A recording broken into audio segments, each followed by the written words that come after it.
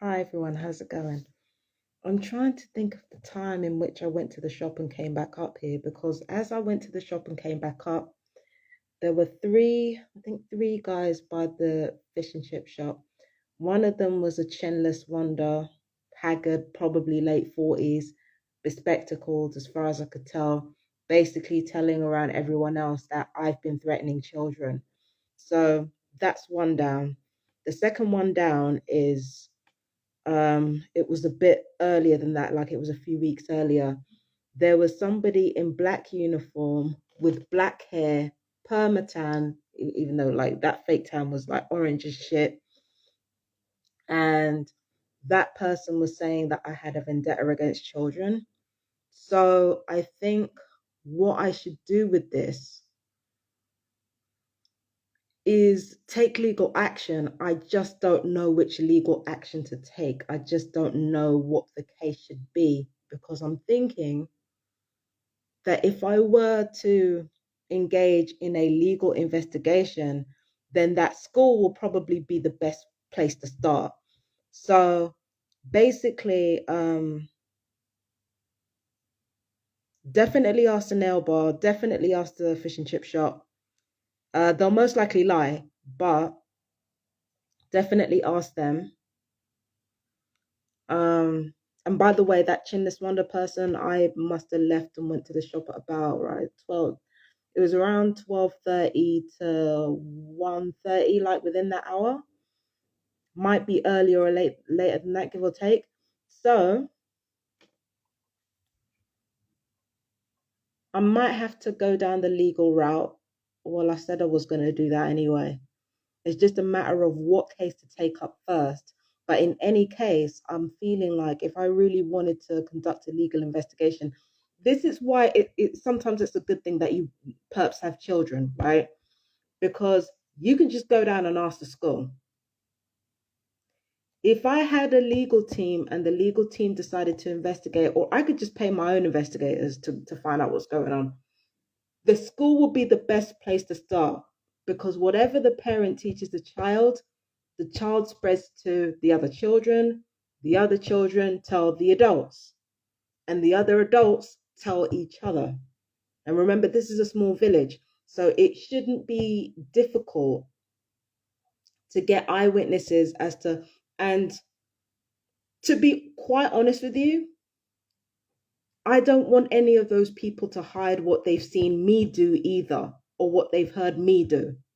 So basically, the information that I want to get from everyone is exactly what's been said to who and what information they have on all parties to do with me.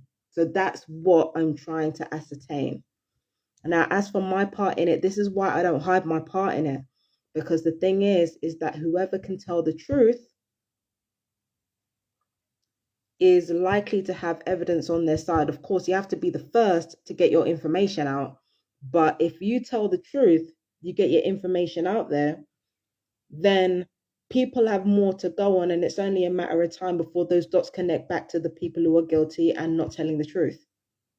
It's only a matter of time before those dots connect back. It takes a while, but it gets there.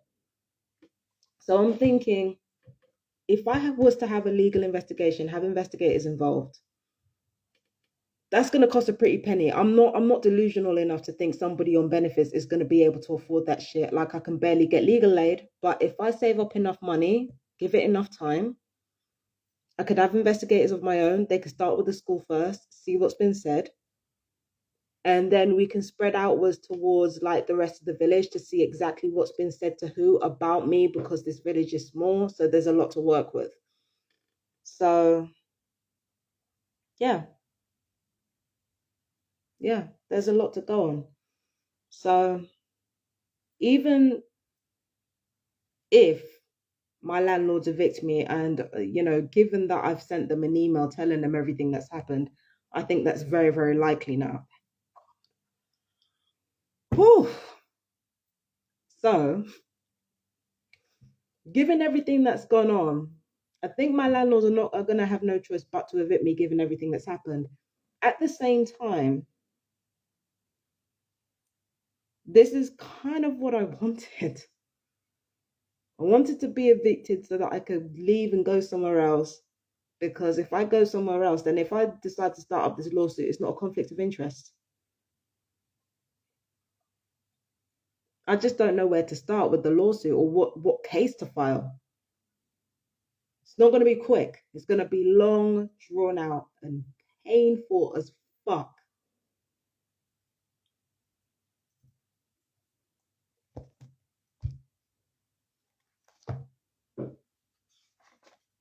So everybody better hang on to their hat. Personally, I'm finding it exciting because I want to know what's actually been said and how far the lies have been taken. Because if any lies have been spread about me, it's only a matter of time before they start to contradict each other. And literally, I've said so much on my YouTube and Facebook. This is going to be interesting to see. That's why they wanted me offline, because I was just putting out too much truth out there, too much truth, and too much confessing of what I've been doing. And like I said, if you tell the truth long enough, the liars kind of are backed into a corner, especially if they don't have the money to hold that information off. So I'm actually looking forward to all of this. Like, this is actually like a fortunate turn of events for me. It's a fortunate turn of events for me. This is not something I was expecting, but I'm glad it happened.